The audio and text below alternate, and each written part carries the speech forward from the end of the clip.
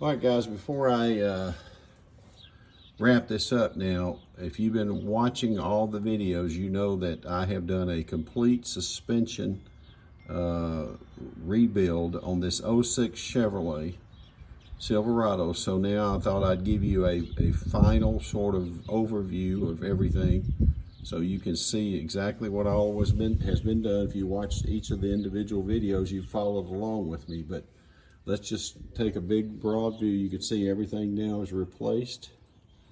And what we did is we put the upper control arm in.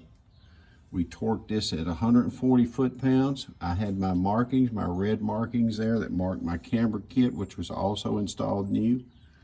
I did have to remove this a little bit, get it out of the way so I could get a deep socket in here to torque those at 140 foot-pounds.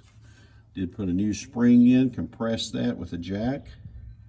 Put a new shock in at 15 foot-pounds on the top, 59 foot-pounds on the bottom. That upper ball joint is torqued to this new knuckle at 37 foot-pounds. The lower ball joint into the knuckle is at 81 foot-pounds. I cannot emphasize enough how important it is for you to use a torque wrench. You can damage your knuckle by over-tightening these ball joints and all. So you need to use a torque wrench. Don't just use an impact and guess at it. Use a torque wrench. Okay, here's that end swing link that I put in, and I did a video, the last video I think I did on this suspension. And remember, you only want 2 to 3 threads showing. That's how you know when it's tight enough.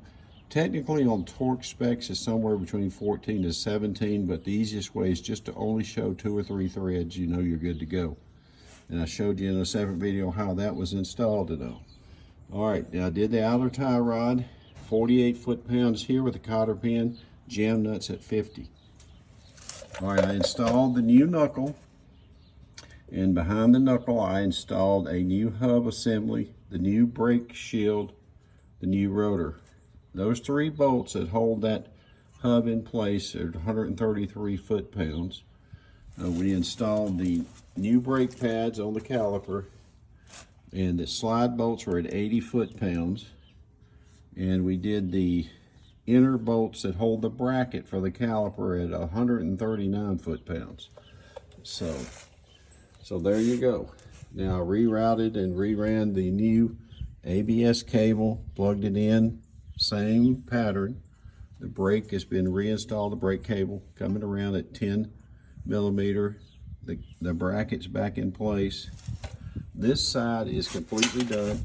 All I need to do is put the tire on. Before I do that though, I am going to bleed the power steering system, since we did do a new rack and pinion. You know, we do need to prime that. So, but otherwise this is done.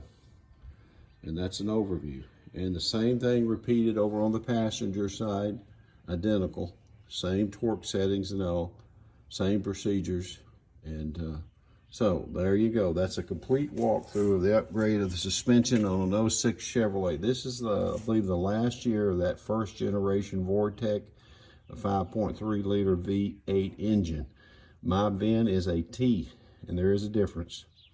This is a coil spring model. So, all right. Hopefully this has been helpful.